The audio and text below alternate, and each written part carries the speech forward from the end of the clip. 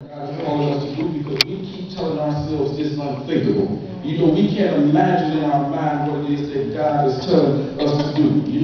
The word unthinkable means to be inconceivable, unimaginable, out of question, not to be considered. And many of us never take time to consider what it is that God is calling us to do. For so long as a child growing up, I always told everybody growing up, I want to be a preacher. I want to be a preacher. I didn't understand what it meant to be called. I didn't understand what it meant to be ordained. I didn't know what a trial sermon was. I just knew if you turned me loose in front of a Bible, I wanted to try my best to say what thus saith the Lord. And that was my lifelong dream. That was what I felt as a child I wanted to do growing up. But then something happened in my life as I began to get older. I began to be exposed to the things of the world. I began to be exposed to get a job. I was exposed to a car. I was exposed to girls. And after that, my desires began to change. But it's something about God. When God has a calling on your life, He has something for you to do. It's not long that you're going to be away from what it is that He Come on, DeJuan. And so one day, I was driving and I was bringing my mom home from work. April 13, 2006, we were driving down Chapel Park Drive, and a guy came out of nowhere and ran into our car. He ran into our car, and at that moment, my life flashed before me. And I remember my mother always say to this day, she said, a light shined down from heaven on the car. I didn't focus on the light because at that moment I heard a voice coming from heaven saying, it's time. And I didn't understand what it was time for, but I heard a voice coming from heaven saying, it's time. And so I came to church that Sunday, which was Easter Sunday of 2006. And as I began to come to church after that Sunday, I heard Pastor preach a sermon, and I kept wanting to come back. I heard the enthusiasm that he had for God. I saw the way in which he gave his heart and his mind to the Word of God. So this is where I need to be at. And as I began to grow and I began to come and I began to listen to the words of Pastor, I realized what it was time for. I realized that Jesus was telling me it was time to preach the gospel. I realized it was Jesus telling me it was time for me to do what I felt I should have been doing growing up. But I knew my lifelong calling was. I got to the place that I realized it was time. It was time for me to find myself in a Peter situation. It'll just take 2 more minutes, Pastor, and I'm what we learn. Peter was in a situation that many of us are in right now.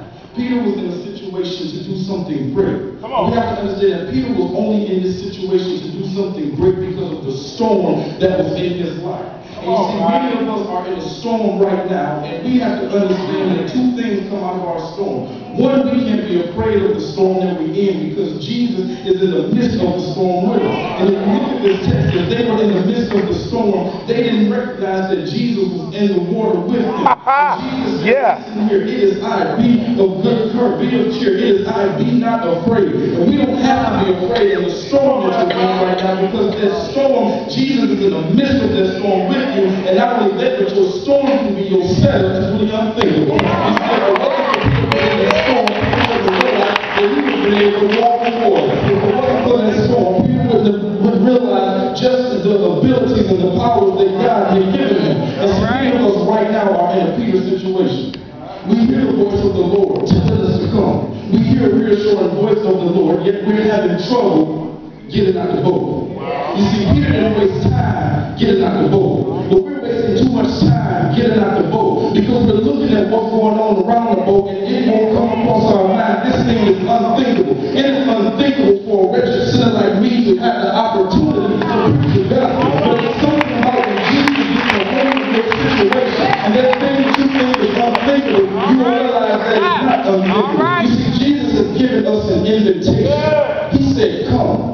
And an invitation is an act of allurement. It's an act of encouragement. Jesus is trying to encourage you to come out of the things that's hindering you from what it is that He has called you to do. And so we got to understand that He's calling us to come out of those things. He's saying in a nutshell, get out the boat. See, we have trouble getting out the boat because the boat is a comfortable place. The boat is the place that you can have behind your feet. The boat is a place that I can sit out and I can hear people telling me that's not what God has called you to do. And so as they tell you that, you say, no, I'm not going to get out. I'm not going to get out. Yet you're hearing the voice of the Lord telling you to come, but you're saying no, because the boat is a place that I can sit there and I can hide behind fear, and I can hide behind doubt, I can hide behind worry, I can hide behind sorrow, I can hide behind pain. I don't know about future, but I'm just here this morning and say I'm tired of being in the boat.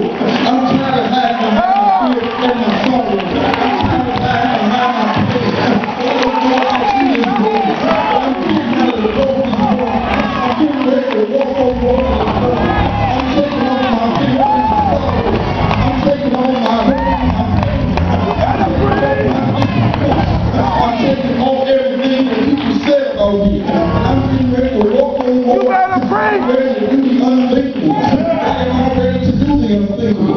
Because I serve a God who specializes in the unthinkable. I gotta say the name of Jesus. Unthinkable. They run right no calories. It was unthinkable. It was unimaginable. A man to be like that. It was unimaginable. A man to die for a family.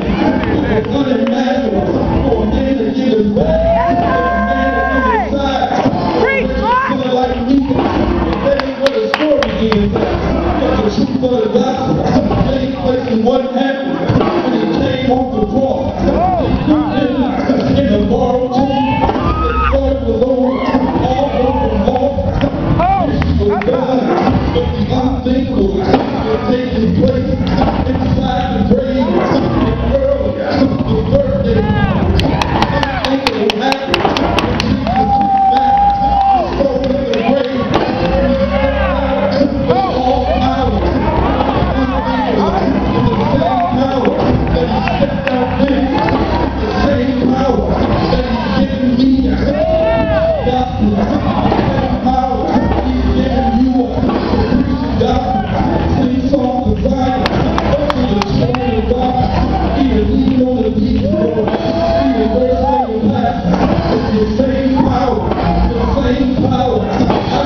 God, give me a chance.